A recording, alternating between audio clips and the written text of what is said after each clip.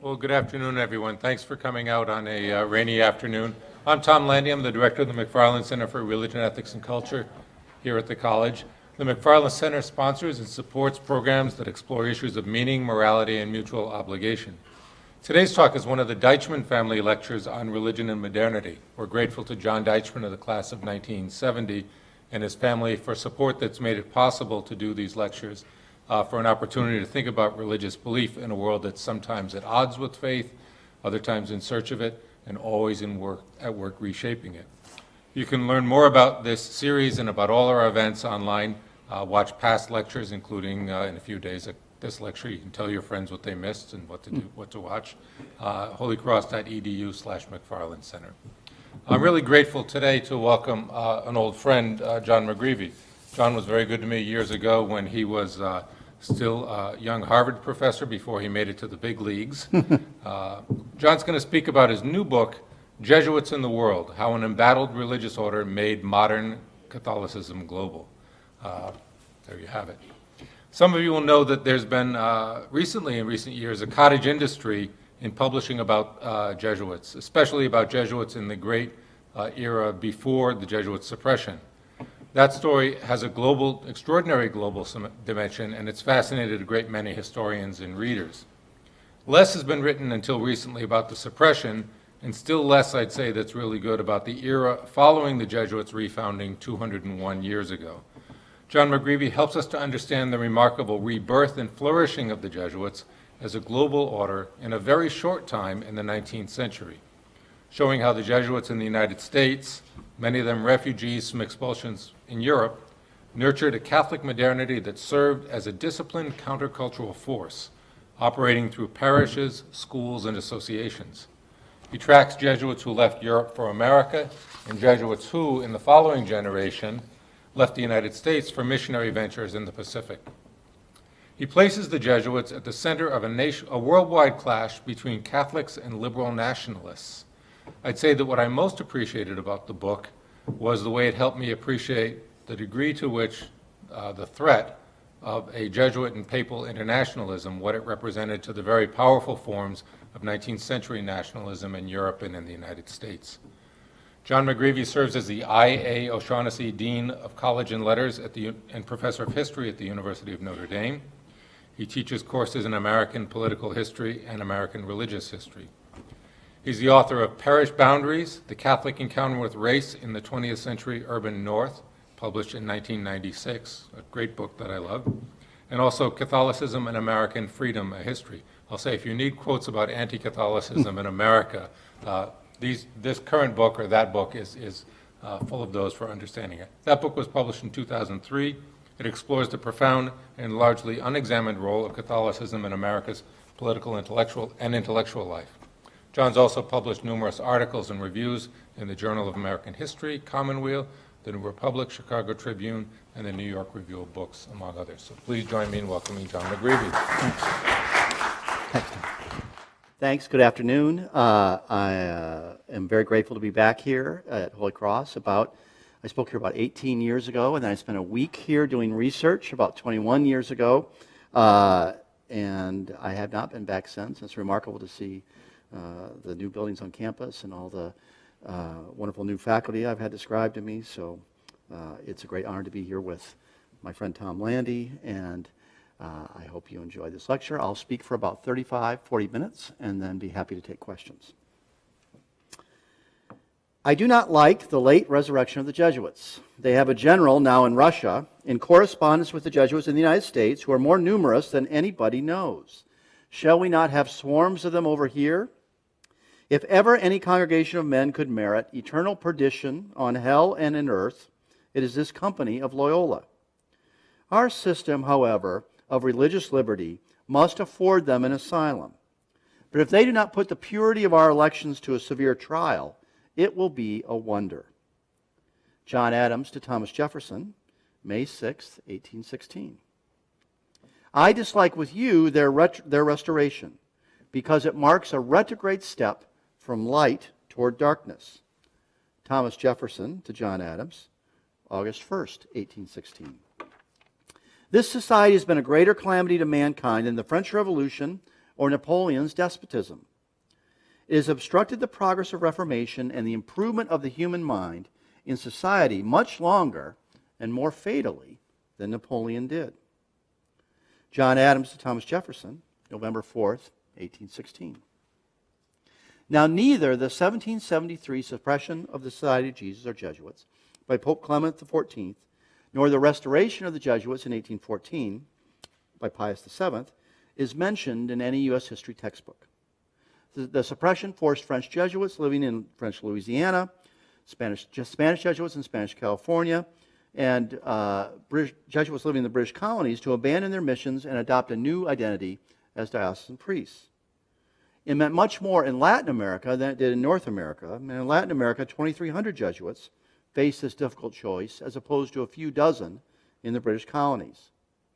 But its origins lay in distant squabbles between European monarchs and popes, provoking mostly bewildered comment in the colonial press. The 1814 restoration, which Tom just referred to, and including the anxious exchange I just cited between two former presidents, got more attention. Still, even that event, the 1814 restoration, seems obscure, a distraction from the main themes of American history, as archaic as the Latin used in Jesuit correspondence back and forth across the Atlantic. In a book I've just published, entitled American Jesuits in the World, How an Embattled Religious Order Made Modern Catholicism Global, I argue differently. I'm happy to have published it, not because we're near holiday shopping, and I think this could be a wonderful gift for you. And I often say I'm happy to have finished the book because I worked on it for a long time, and my service as dean had made myself and many of my colleagues think posthumous publication was more likely. In the book, I use a series of case studies with Jesuits moving from Germany, Italy, France, and Switzerland to the United States, and then in the last chapter, from the United States to the Philippines, to claim that the Jesuits are central to any understanding of the 19th century Catholic revival and diaspora, a movement of people, institution, and ideas that altered modern history on both sides of the Atlantic. Now, the history of the Jesuits does not substitute for this 19th century Catholic whole, but it comes close. Growing from 600 aged members in 1814 to almost 17,000 a century later, the Jesuits moved from the margins of Catholic life to its center. Over half of the world's 2,000 Jesuits became missionaries in the 1830s and 1840s, and I'll talk about that more today. And the order established new missions in Syria in 1831, Calcutta in 1834, Argentina in 1836, China in 1837, Albania 1841, Canada 1842, Madagascar 1844, Algeria 1848, and Australia 1848. More of these missionary Jesuits, roughly 1,000 between 1814 and 1900, moved to the United States from any other, more moved to the United States than any other place. Let's see if I can get this to work here. So this is where major sources of Jesuit migration by foreign-born Jesuits to the United States, the 1820s to 1880s. About 1,000 Jesuits leave Europe during this time and end up in the United States. Just 3% of the American population, and now in part, these Jesuits followed the Catholic tide. The Catholic portion of the 19th century migration from Europe, one of the great migrations in human history, was immense. Probably over half of the 60 million people who leave Europe between 1820 and 1900. So 60 million people leave Europe 1820 to 1900. Over half of them, to our best knowledge, were Catholic. And these migrants journeyed to Britain and to Australia and to Argentina and beyond. But the biggest group of these European migrants went to the United States. Just 3% of the American population in 1830. Catholics are 18% of the population in 1900. So one explanation for this Jesuit migration is following the huge Catholic migration outward from Europe. A second explanation is expulsion. And Jesuits were expelled from Europe by liberal governments in the mid-19th century, almost every liberal government in continental Europe and many in Latin America, fearful that a global religious order threatened the stability of new nation states. And I'll return to that as well. The unexpected result was that by the 1870s, Jesuits from Turin worked in San Francisco among the Blackfeet Indians, Jesuits from Naples in New Mexico, Jesuits from Paris in New York City, Jesuits from Belgium in central Missouri and the Pacific Northwest, Jesuits from Lyon in New Orleans, Tampa, and El Paso, Jesuits from Germany on Indian reservations and in Dakota Territory and in St. Louis, Milwaukee, Chicago, and Buffalo, etc. These Jesuits carried the books, journals, devotional pamphlets, chalices, architectural drawings, and rosaries from a European Catholic world in crisis and translated them into an American idiom. They preached parish missions as they attacked the Republican Party for its anti-Catholicism. This is the 19th century. They attacked Catholic University as dangerously liberal while defending the orthodoxy of Georgetown. Again, 19th century. They became loyal allies and admirers of the 19th century popes, some of whose closest curial aides included Jesuits fresh from rural Maryland. And along with their allies, priests, nuns, and lay people with similar goals, they built a Catholic community more attuned to the reverberations of global Catholicism than seemed imaginable in 1816, when Adams and Jefferson fretted, and when isolated priests, tiny congregations, and Vatican bureaucrats contemplated the vastness of the American frontier. Now, this story of the 19th century Jesuits, I argue, also orients our understanding of U.S. history.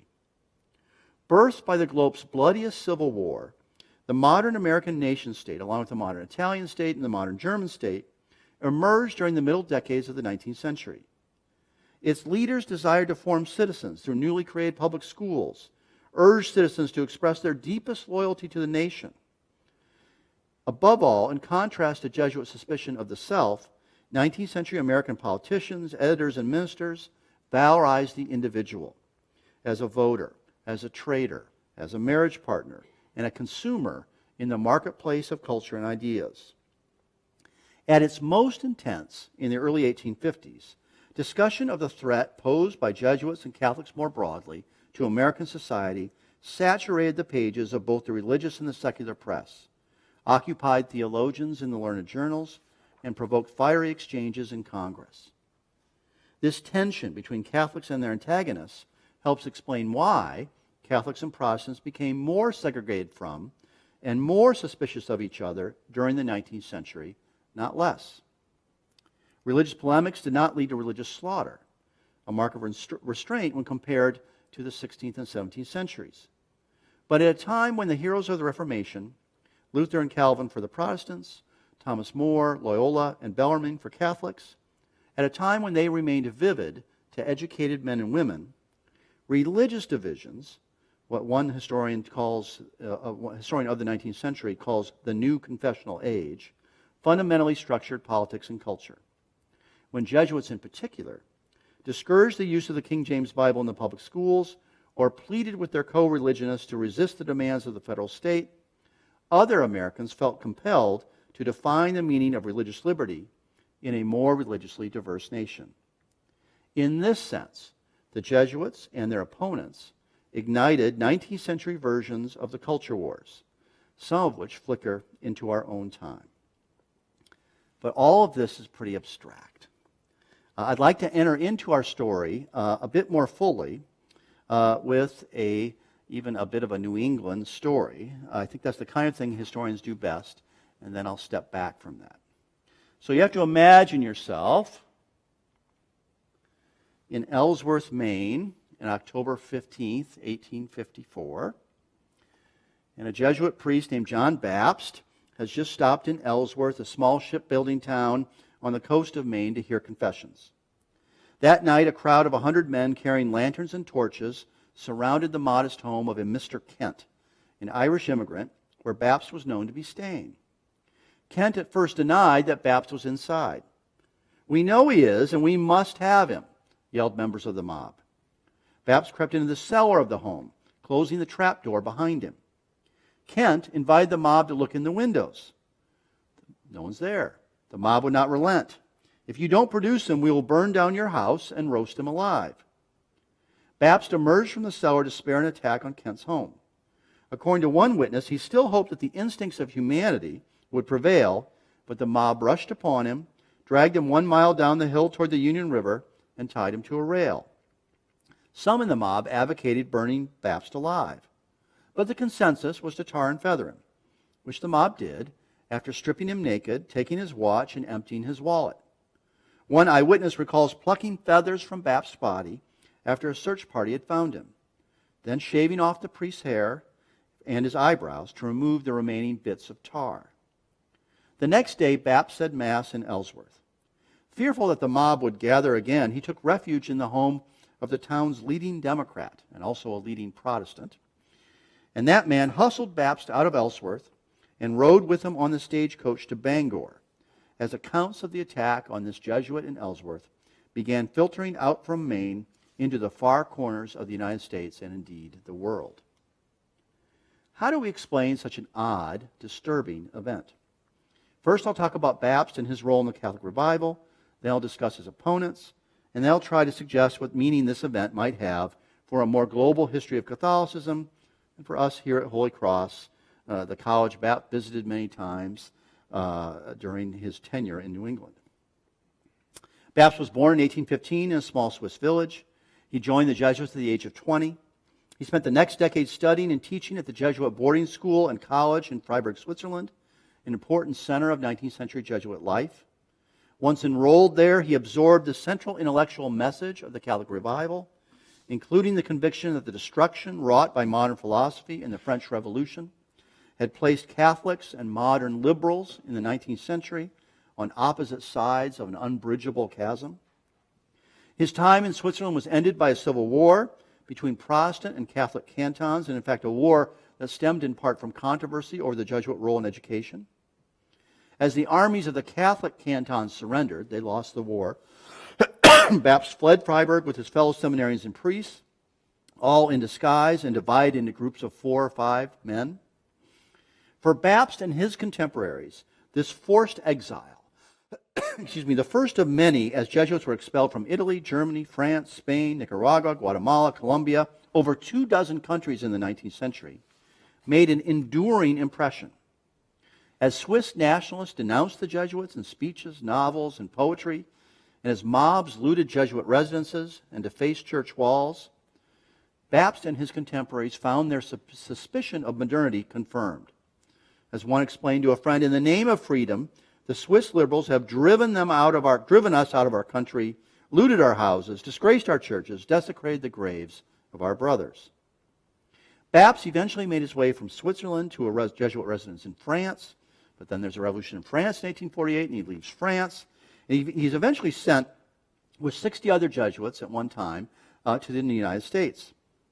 3 years later, he's working in Ellsworth. Now, his work in Maine exemplifies the Catholic revival in 3 ways. The first is his effort, like other 19th century Jesuits across the world, to instill basic doctrinal knowledge into populations only loosely connected to the institutional church. Repeatedly, Bapst worried about the, quote, pathetic, end quote, state of catechesis among Maine's Catholics, the bulk of whom were famine-era Irish immigrants or Quebecois coming down from French Canada. He, quote, announced publicly that not one child will receive his first communion, end quote, without knowledge of their catechism, and, quote, we will refuse in the future absolution to the parents who neglect the religious instruction of their children, end quote. Missionaries such as Bapst also set about forming a more explicitly Catholic devotional culture. Their key strategy was the parish mission, pioneered by Jesuits and Redemptorists in the 18th century. And so after arriving in town, Bapst usually celebrated a Mass or a Jubilee that began a full week of exhortations, religious services, and hours for Bapst in the confessional. The psychology of these missions pivoted between a doctrinal severity centered on the horror of sin and everlasting damnation, and a practical, even generous piety aimed at persuading Catholics to view the sacraments, especially confession, and the church as their best shield in a bewildering world. Both the severity and the generosity are evident in Bapst's correspondence. He viewed missions as spiritual weapons for reclaiming bad Catholics. The generosity is evident, too, in Bapst's insistence that all could be saved, that any sin could be remedied in the confessional. The Catholic Jesus of the 19th century was more the empathetic sufferer than the judge, more the Jesus of the Sacred Heart than the wise rabbi or teacher. Bapst also focused on other markers of Catholic identity and made a point, for example, of not eating meat on Fridays in public groups, and worrying about the fact that many Protestants were well disposed toward the Catholic religion, but this superficial acceptance made self-conscious markers of Catholic identity even the more vital. He carried with him at all times a book on devotion to the Sacred Heart, a devotion spread around the Catholic world by Jesuits above all, and perhaps the single most important devotion of 19th century Catholicism. The cumulative effect of Baptist efforts in Maine and those of Jesuit colleagues around the world was to create a more cohesive, more orthodox Catholic culture. After a year in Ellsworth, he informed his provincial that only a handful of Catholics in the Maine towns he visited avoided the parish mission or did not attend Mass. The triumph of grace is miraculous. Now, the second way in which Baptist exemplified the 19th century Catholic revival was in his focus on Catholic education. This took two forms. First, Baptist criticized the use of the King James Bible in Ellsworth's tiny public school. He noted the differing wording of the Ten Commandments in the Protestant version and the Catholic version, and the general inadequacy, in his view, of a Bible without a church-supplied interpretive apparatus. As one commentator at the time noted, Baptist conceived it his duty or right to prohibit among his people the reading of the Protestant Bible, and instructed the Catholic youth in our schools to decline reading the Bible when asked by their teachers to do so. Baptist organized a petition to protest use of the King James Bible. The school authorities then refused to listen to Baptist. So then what does he do? He's in Ellsworth. He's organized a petition. He said to the Catholic kids, you can't go to that public school because they're reading the King James Bible. The public authorities in Ellsworth won't listen to him. How do we know he's assimilating to the United States? What does he do?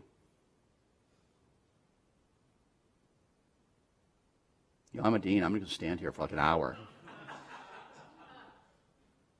Baptist is in Ellsworth.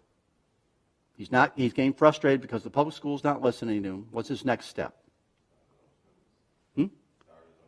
Okay, you're almost getting ahead of me. That's an excellent answer. Start his own school. He sues. He's becoming an American. He sues the Ellsworth public school, and then the town in Ellsworth now has to fund a lawyer, and they hire a very famous lawyer, Richard Henry Dana, 2 years before the Mass, a great Boston figure, to defend themselves. The case goes all the way to the Maine Supreme Court, where Baptist loses, because, as the Maine Supreme Court explained, in a case that gets cited up and through the 1960s, common texts such as the King James Bible, only common texts such as the King James Bible, can, quote, civilize, end quote, and create, quote, Republican citizens, end quote, out of immigrant Catholic populations. As the dispute accelerated, Baptist did something else. Then, he said, if we're not going to get satisfaction in the public school, he founds a Catholic school for local children, convinced that no school, however public, however supported by taxpayer dollars, could be religiously neutral. The teachers in the public school, Baptist explained privately, think that our children will become Protestants. We must, he put this all in caps in his letter, have our own school despite the endless difficulties this will inevitably present. The third way Baptist exemplifies the ethos of the revival is more political. His suspicion of the modern nation state.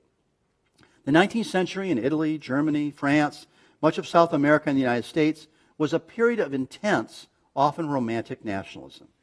Think of the young Abraham Lincoln saluting the power of the nation to mobilize a people. Perhaps no single educated group on the planet in the 19th century was as suspicious of such nationalism as 19th century Jesuits. They thought these sentiments dangerous, a substitution of national loyalties for the priorities of church and family, what to them seemed the good building blocks of any society. That liberal nationalists in Europe and Latin America were willing to eject Jesuits out of putatively tolerant nation states only proved their point. Baptist became a U.S. citizen in 1856, 2 years after the tarring and feathering, but he worried that the United States would become as intolerant of Catholicism as the Italian nation state that was isolating Pope Pius IX, or the German nation state that in the 1870s declared a Kulturkampf, or a culture war, on Roman Catholicism. Many of Baptist's colleagues, exiled European Jesuits in the United States, refused to celebrate the 4th of July. Others refused to vote. One exiled American Jesuit dismissed American nationalism as primitive tribalism. The American Civil War forced many Jesuits to ally themselves with either the North or South, and they did both. But even at the end of the 19th century, Jesuits are writing to Rome complaining about diocesan clergy who are overly nationalistic. By praising the founding fathers, they think they, diocesan clergy too attached to the nation state, will win popular respect, which they love too much and are too much influenced by.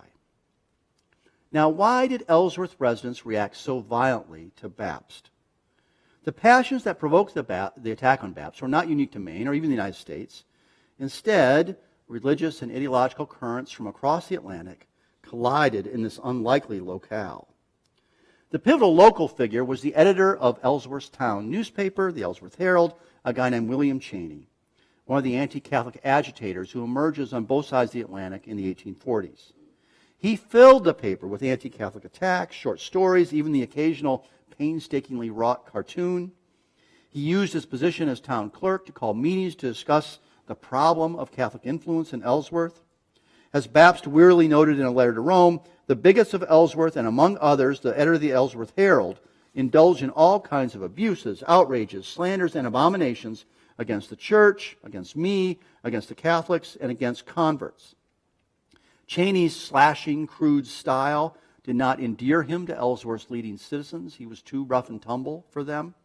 But even these men, the leading figures in Ellsworth, sympathized with Cheney's message. The town's Methodist minister preached that Catholicism is an old, worn-out institution, is behind the age. For 50 years, the various Catholic countries of Europe have been disgorging upon our shores her tens and hundreds of thousands of paupers and criminals, end quote. A wave of street orators, European exiles, and prominent ministers traveling through New England in the 1850s preached a surprisingly consistent message that Roman Catholicism threatened American freedom. One of those orators, a guy named Alessandro, here's Bapst's letter, I should say, to Rome. It's in Latin, describing the attack on him, which is kind of remarkable for me to read. This guy, Alessandro Kasasa, was an ex-priest from Italy who had played a leading role in the Italian Revolution of 1848, and he came to North America in 1852 and 1853 and created a sensation, lecturing across the United States and Canada and several times in Maine, although not in Ellsworth. He devoted considerable attention in his lectures to the school issue, concluding that with the Bible and the Bible alone, the American people will flourish, and specifically and repeatedly attacked Jesuits, even highlighting the Jesuitical college at Freiburg as a place of destruction for the American people. He advised Americans that they too should consider, like the Swiss, expelling the Jesuits from their country. Kasasa's lectures were reprinted in whole in the Ellsworth paper, and we know that they were widely discussed locally. Joining this conversation also were a number of other local American ministers, the most prominent of whom is probably Theodore Parker, the most visible liberal Protestant minister in the United States. Parker lectured in Bangor and in Ellsworth just a few months before the attack on Bapst. There he warned, Jesuits come in abundance, some are known, others prowl about the land, all are more dangerous in their disguise. The Catholic Church opposes everything which favors democracy and the natural rights of man. It hates our free churches, our free press, and above all, hates our free schools. So, that's Bapst's world in the Catholic revival. That's the world of his opponents, fearful about Catholic influence. After his tarring and feathering, Bapst himself continued to work as an administrator and parish priest in cities on the eastern seaboard, including at Boston College, where he's often perceived as the founder of the modern Boston College. His name entered Catholic histories and textbooks as a suffering victim of intolerance, with the most prominent early Catholic historian, a man named John Gilmary Shea, actually writing Bapst just days after he's been tarred and feathered, writing him and saying, could you give me a first-hand account of the tarring and feathering for my latest history book?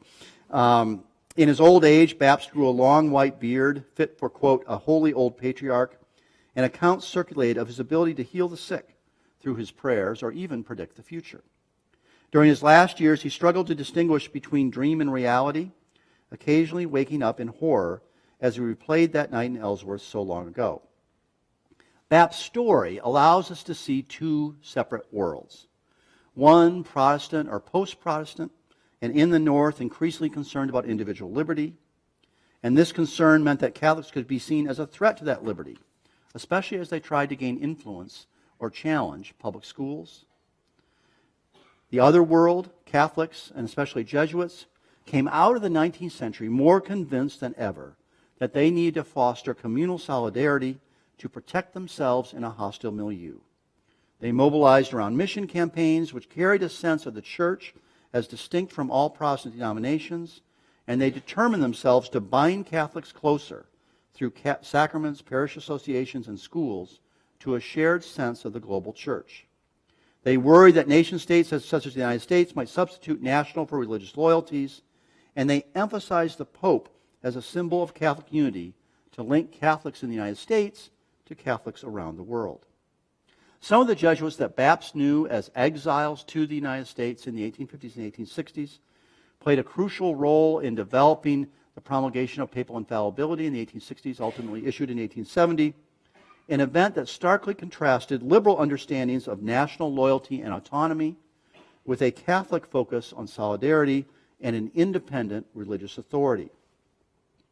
Now, viewed comparatively, the Jesuits and the Catholicism that they favored in the 19th century actually seem less an anti-modern exception and more a global rule. The world's great religious traditions, including Protestant and Orthodox Christianity, Judaism, Islam, Hinduism, Buddhism, all became more self-conscious about doctrine and uniformity of practice during the 19th century, as new modes of travel and communication brought people into unprecedented proximity. I have a kind of vivid memory of being in the archives in Rome and realizing that the Jesuits in St. Louis were urging the Father General in Rome to not use the mail to send news about the debates at the First Vatican Council. Instead, they should use the brand new telegraph, because we need to know right now. So these communication technologies are shaping how global religions work. Now, writing a more global history seems an important historical project for our times, perhaps what social history was to the 1960s and 1970s, and cultural history in the 1980s and 1990s. Like all swerves in disciplinary thinking, it reverberates with the world around us. Our ability to go to the local Walgreens and pick up a good or a product manufactured in China just 6 weeks ago, our delight in reading local newspapers thousands of miles away from home on the internet, our Facebook friends all over the globe. Like all such disciplinary swerves, it has its perils.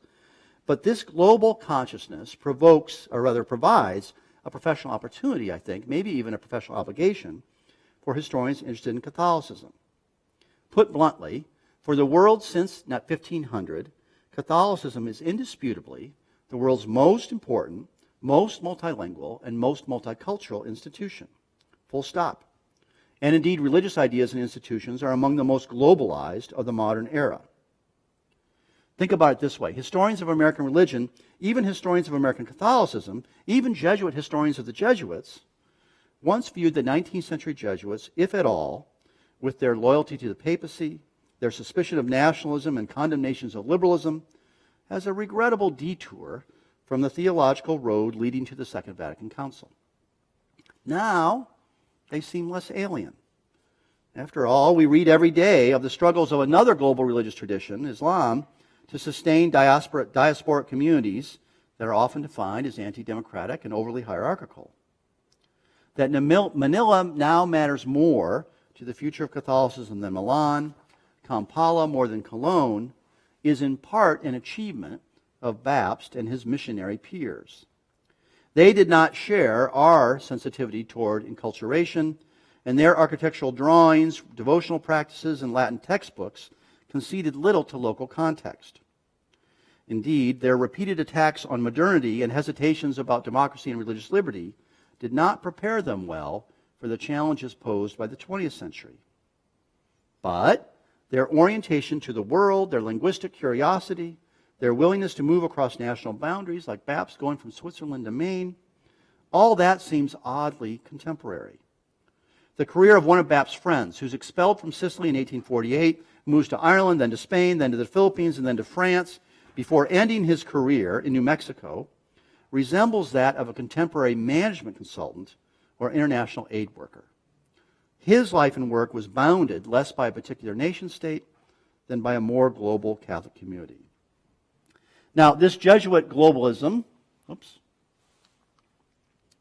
now there I have migration. I'm not going to talk about this today, but I have migration of Jesuits out from the United States. And the last chapter in my book is about Jesuits who go to the Philippines and the kind of conflicts that they get into there, mostly from the New York province.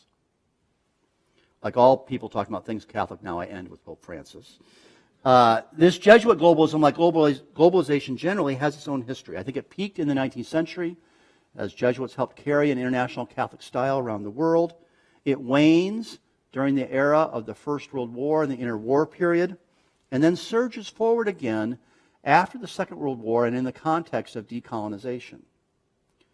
A new peak was reached at the Second Vatican Council. Karl Rahner, a German Jesuit and one of the Second Vatican Council's most influential figures, emphasized global themes in the most cited essay ever written on the Council, an essay that began, interestingly, as a talk at Weston Seminary in Cambridge, delivered in German in 1978. To Rahner, the Council signified the emergence of a world church in a fully official way.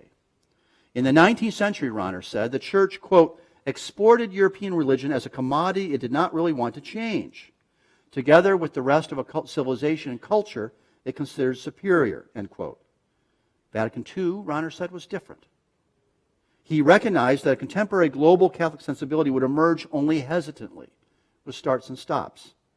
But nevertheless, I think it's true that Rome has become a genuinely global Catholic hub, where orthodoxy, as defined in curial offices, jostles against the lived realities of pleas for expanded leadership roles for women in North and South America, competition with Pentecostalism in Mexico, South America, and the Philippines, and tension with Islam in the Middle East, Africa, and Southeast Asia. Catholic leaders now veer between assessing the Church's diminished prospects in a secular Europe and a more secular North and South America, while hoping to propel Catholic growth in Africa, India, and China. In the middle of the 20th century, the single largest group of Jesuits came from the United States. Since the 1980s, the single largest group has come from South Asia. The most famous of the world's Jesuits is now Jorge Bergoglio, or Pope Francis.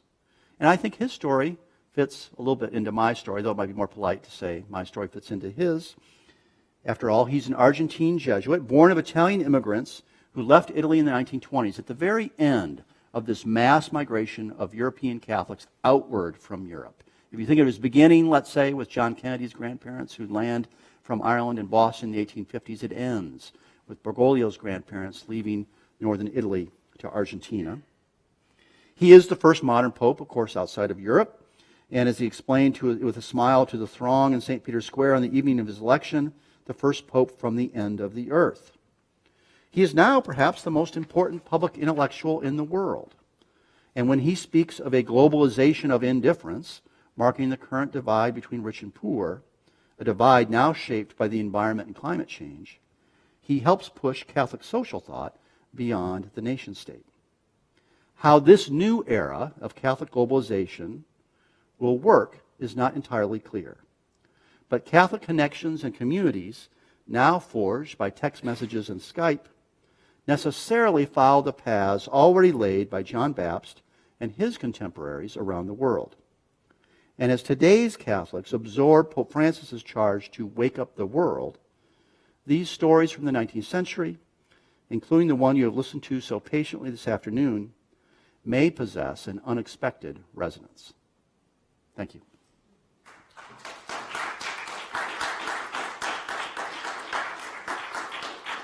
So Gavazzi, Alessandro Gavazzi, who I had up there, he was just one of, we turned it off, but one of a stream of anti-Catholic, anti-clerical lecturers who tour to they make money off of this. The 19th century is a great period of lecturers. Ralph Waldo Emerson, everybody. And they go around to towns and they talk about the concern that everyone should have about Catholic influence. Gavazzi was a Barnabite priest in Italy who left the priesthood just before the Italian Revolution, and he, like a relatively large group of Italian Catholics, was dismayed by the attitude of the papacy after the first couple of years of Pope Pius IX toward Italian nationalism. They saw the Pope, and not without reason, as hidebound, as too tied to monarchical regimes, and not sympathetic enough to a new Italian nation state that's starting to emerge in the 1840s He goes further than most disillusioned Italian Catholics and leaves the priesthood, leaves the church, and makes a living as an anti-Catholic lecturer, drawing huge crowds. I really can't exaggerate. His tour of Scotland in 1852 was seen as the biggest lecture tour in the history of Scotland in the 19th century. Not as big in the United States, but big. 8 nights in a row in a sold-out hall in Boston, that kind of thing. And he is one of the people saying the Jesuits are the worst dimensions of Catholicism. We have to protect the public schools. And so what I like about that for my story is we have this incident where Baptist gets tarred and feathered, which is very unusual, right? That didn't happen very often or ever. But once you start to peel away the onion layers of that story, you see how people could have such a strong view. So here's the puzzle. I argued there, and I believe this, in the mid-19th century, among educated elites, because the Jesuits are an educated elite too, the Jesuits are the most anti-nationalist group in the world. Okay? Educated elites are becoming much more nationalist in the 19th century. The nation state, progress, all that becomes associated. How do we then explain that in World War I, not just Jesuits in France, but Jesuits in Germany, Jesuits in Italy, rush to volunteer for their country? It's a couple hundred Jesuits die in service in World War I, and it's more that actually serve. That's an interesting puzzle. And the same, by the way, is true in the United States. I think it's the crucial moment for a kind of Jesuit identification with the U.S. nation state and a shedding of the real hesitation about American nationalism that exists in the mid-19th century. In the United States, part of it is time. So it's many more American-born Jesuits as opposed to foreign exiles by World War I. In France, it's a little bit more complicated, but it's also a sense that this is a way to prove our patriotism. So German Jesuits, for example, German Jesuits are banned in 1870, partially readmitted in 1901, but really formally still banned until 1916, when, because of German Jesuit service in the German army, the World War I equivalent of the Bundestag, lifts the ban on German Jesuits. So if you trace the history of nationalism within the Jesuits in the 19th century, I think it's kind of like this, and then there is a big uptick in the first decade or two of the 20th century, peaking with the war. I think kind of stable in the 1920s and 1930s, but you're right, a kind of naive nationalism maybe is waning. And then there's a rethinking after World War II that I think is pretty significant. I don't think many people have written about this. I don't have expertise on it. I think the crucial variable there is decolonization and the experience of many Jesuits and their friends in the global South, and that causes them to start to rethink. And by global South, Latin America, the Philippines, those are crucial areas. Not yet Africa, although French Jesuits are talking about Algeria in the 1940s, and how are we going to think about that? That experience in the global South helps them rethink modern nationalism and prepare them for, in retrospect, it's kind of remarkable. The Second Vatican Council has like 2 lines on nationalism in all the documents. And the 2 lines are, well, we recognize it's a good thing, but we got to be very, very cautious about it. It's hard, that's at the peak of the Cold War, the peak, I would say, of American nationalism. The global church is moving in a different direction, kind of early in a way, by the 1960s. Well, one thing I hope to do in the book is to complicate that a little bit, because nobody is more global than these 19th century Jesuits, right? They are truly zipping around the world at a time when that's very hard to do, more than almost any of their peers. And yet they are not liberal in almost any way. We think of international as, to be pejorative, to simplify it, liberal. 19th century, the liberals were the nationalists more. The ones who said, I'm not so sure about infallibility, we need to increase the role of lay people, we need to have more interaction with modern society. They were liberal nationalists. And the Jesuits were not, but they were global. I don't get into it much in the book, and so, which is another way of saying I don't know that much about it. But the condemnation of Americanism, much disputed topic among American Catholic historians, and then you might say the broader topic of modernism. Jesuits are almost uniformly, there's a couple of exceptions. His name is escaping me now, Terrell. a prominent British Jesuit who leaves the Jesuits and is a great modernist theologian. But generally, David, you're absolutely right. They're on the other side. They're working in Rome, they're working in Europe, even in the United States, to combat the heresy of modernism and the lesser but related heresy of Americanism. So that's one piece. The 1980s is kind of complicated, and we could get into that, but it's what does globalism or Americanism mean in the 1980s? You're right that because by the 1980s Americanism comes to be seen in Rome as maybe too sympathetic to women's leadership, as too not respectful enough of traditional Vatican teachings or whatever, that the Jesuits come under suspicion. At the same time, there's this whole, the Global South movement within the American Jesuits too. And so it's I haven't sorted out myself, but it's kind of a complicated story. And somebody is going to write a great book someday on how do we get from, because I'm not writing a history of the Jesuit order here. I'm trying to do something a little bit on, how does global history work for Catholicism? But somebody's going to write a book on how do we get in the Jesuits from the foremost defenders of papal infallibility, the foremost defenders of papal authority in the 1860s, to Karl Rahner, Latin American liberation theology, all of that. I don't think that story's been quite sorted out. And so Rael is this one of the great French Jesuit missionaries of the 18th century, the last, in a way, he's one of the last casualties of the wars of religion, which really do stretch from continental Europe to North America. And he's massacred really in 1724 by a Puritan militia group. Is Kennebec, Maine, so in Maine. And Rael is Bapt's hero. Okay, Bapt shows up, and in his first letters, he says, I'm the first Jesuit in 1849 now, really in this region since Rael. I need to pick up where he left off. There have been a few Catholic priests intermittently since then, but in a way, he's kind of right. He's read Rael's letters, which were widely read in Europe in the 18th century, and really they're iconic letters among some of the French and Swiss Jesuits. So he sees himself as in that tradition, and 19th century New Englanders worry that Bapt is in that tradition because they are taught as children, and that's what the textbook have, as Rael is the Catholic aggressor, and the Puritans had to fight him off, and that was an example of French Catholics trying to subvert the godly community of the New England Puritans. And so all of that is triggered by Bapt's emergence. And you even see a couple references to Rael in the Ellsworth Herald as they're complaining about Bapt. This is the kind of thing that was done in the 1720s. So that memory is alive. Yeah, that's before Bapt. I think that's the 1830s. And it's a kind of utopian community, or not utopian, but a planned community. Fenwick. What?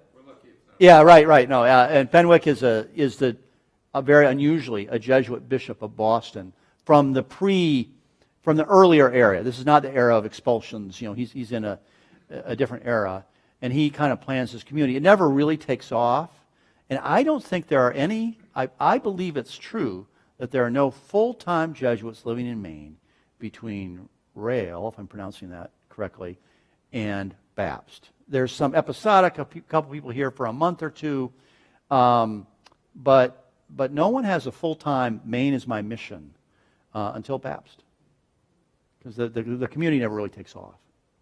Now, there are historians. Peter Brown is famous historian. Talks about Rome is in the mind, even among the early Christians.